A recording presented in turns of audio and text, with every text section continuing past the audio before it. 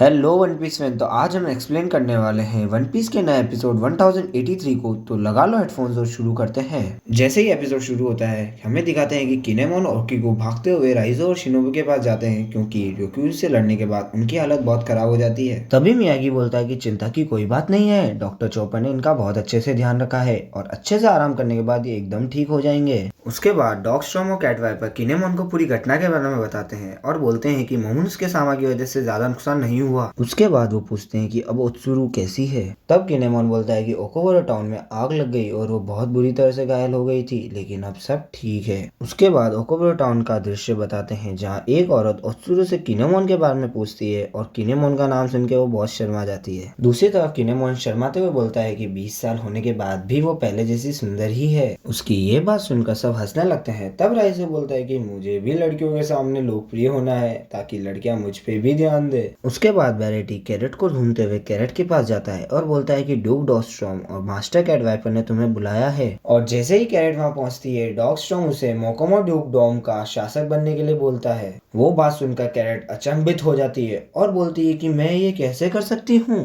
तब डॉगस्टॉर्म बोलता है कि मैंने और कैट वाइपर ने वानों में रहने का फैसला किया है और हम कोजुकी क्लैन के समुराई बनकर मोमोन्स के सामा की रक्षा करेंगे, क्योंकि तुम लूफी और बाकी सबके साथ बाहरी दुनिया में गई हो, इसीलिए अगली पीढ़ी को देखते हुए हम तुम्हें शासक बना रहे हैं। तब कैरेट बोलती है कि यहाँ मेरे से भी ज्यादा शक्तिशाली बहुत जने हैं। तब बाकी जने बोलते हैं कि हाँ यहाँ पर है और इस देश की रक्षा करना हमारा काम है। हम ड्यूक सामा और मास्टर सामा के निर्णय का समर्थन करते हैं और सबसे बढ़कर तुम पेड्रो की इच्छा को अपने दिल में रखती हो। ये बात सुनकर कैरेट बोलती है कि अब मेरी बारी है। उसके बाद बताते हैं कि सुकियाकी ने मोमोन्सकी और हियोरी को अपनी असलियत बता दी है और उसे देखकर वो दोनों रोते हुए उसके गले लग जाते हैं। उसके बाद वो उनसे माफी मांगते हैं, लेकिन मोमोन्सकी बोलता है कि अपने माता पिता को खोने के बाद अगर कोई अपना मिल जाए तो बहुत अच्छा लगता है, इसीलिए आपको माफी मांगने की कोई जरूरत नहीं है। उसके बाद किनेमोन और बाकी सबको उनके बारे में पता पड़ जाता है और उन्हें देखकर वो बहुत खुश हो जाते हैं। उसके बाद सुकियाकी बोलता है कि ये मेरी जिम्मेदारी है कि मैं तुम्हें इस देश के इतिहास के बारे में बताऊं, इसलिए मैं चाहता हूँ कि राज्य में किसी को भी मेरे बारे में मत बताना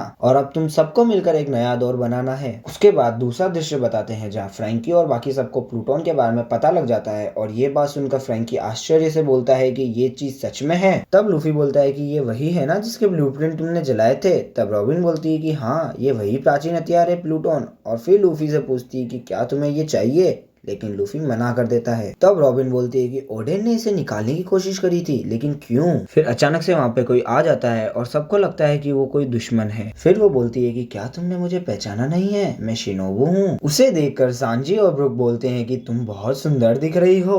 उसके बाद ओटामा लूफी को बोलती है कि मैं शिनोबु चान की विद्यार्थी बन गई हूँ और मैं ताकतवर बनूंगी ताकि अगली बार जब हम मिले तो मैं तुम्हारे दल में शामिल हो जाऊंगी। तब लूफी बोलता है कि हाँ अगर तुम निंजुत्सु का इस्तेमाल कर सकोगी तो ठीक है। फिर कुछ दिनों बाद का दृश्य बताते हैं जहाँ मोमोन्स के फ्लावर कैपिटल में सभी को खुश देखकर महल में घूमते हुए लूफी और बाकी सबकी याद आ जाती है और वो भागते हुए सभी को ढूंढता है, लेकिन उसे कोई भी नहीं मिलता है। फिर वो हियोरी से पूछता है कि क्या तुमने लूफी और बाकी सबको देखा है क्या। तब हियोरी बोलती है कि वो सबको अलविदा बोलकर चले गए हैं। तभी वहाँ किनेमोन भी आता है और बोलता है कि लूफी और बाकी सब डेंजर और बाकी सबको अलविदा बोलकर चले गए हैं। तब मोमोन्स के गुस्से में बोलता है कि मैं लूफी से बहुत नाराज हूँ, मुझे लगा था कि हम दोस्त हैं। उसके बाद टोगागे पर उड़ान का दृश्य आता है जहाँ तीनों लूफी, लो और किड जाने की तैयारी कर रहे हैं, लेकिन वहाँ तीनों जने लड़ने लगते हैं कि कौन पहले जाएगा। तभी किड लॉक पोज निकालता है जहाँ 3 अलग दिशाएं होती है। तभी लो नॉर्थ ईस्ट लेता है और लूफी और किड ईस्ट बोलते हैं। फिर लूफी और किड कागज से तय करते हैं कि जिसके कागज में ईस्ट लिखा आएगा वो ईस्ट की ओर जाएगा, उसमें किड जीत जाता है। तब लूफी बहुत उदास होता है और बोलता है कि मैं समुद्र का एम्परर हूँ और मैं इस चीज में हार गया। तभी किड बोलता है कि तुमसे ज्यादा मुझे इसने गुस्सा दिलाया है समुद्र का एम्परर बनकर, जो है बगी द जीनियस जेस्टर। तब लूफी चौंक जाता है और बोलता है कि क्रोकोडाइल और होकाई को ऐसे दिखा रखा है जैसे वो बगी के अधीन है। तब जोरो बोलता है कि ऐसा कोई रास्ता नहीं है कि होकाई उसके अधीन काम करे। तब लो बोलता है कि अगर ये सच है तो ये तय है कि वो एम्परर कहलाएगा। तब किड बोलता है कि लगता है कि इस कंपनी का नाम क्रॉस गाइड है, जो नेवी के सैनिकों पर इनाम रखेगी। जो सैनिक पहले शिकार करते थे अब वो खुद शिकार बनने वाले हैं। जब हम इस देश में थे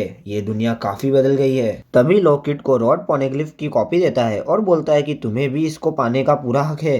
तभी किलर बोलता है कि अब हमारे पास काइडो और बिग मॉम दोनों का रॉड पोनेग्लिफ है, अब हमें और गंभीरता से ध्यान देना होगा, वन पीस को पाने के लिए। तब किड किलर को किसी जले हुए इंसान को ढूंढने की बात करता है। तब लूफी बोलता है कि कौन है ये, और ये सुनकर किड बहुत खुश हो जाता है कि लूफी को उसके बारे में नहीं पता है। लेकिन दूसरी तरफ लो उसका नाम सुनकर बहुत गंभीर हो जाता है। फिर हमें महल के ऊपर बैठे हुए यामाटो का दृश्य बताते हैं, जहाँ वो बोलता है कि मैंने तय कर लिया है, चलो लूफी और बाकी सबसे मिला जाए, मैं मेरी जिंदगी बिल्कुल कोज़ोकी ओडेन की तरह जीऊंगा। उसी के साथ ये एपिसोड खत्म होता है। और अगर आपको ये वीडियो अच्छी लगे तो like share subscribe the channel. धन्यवाद।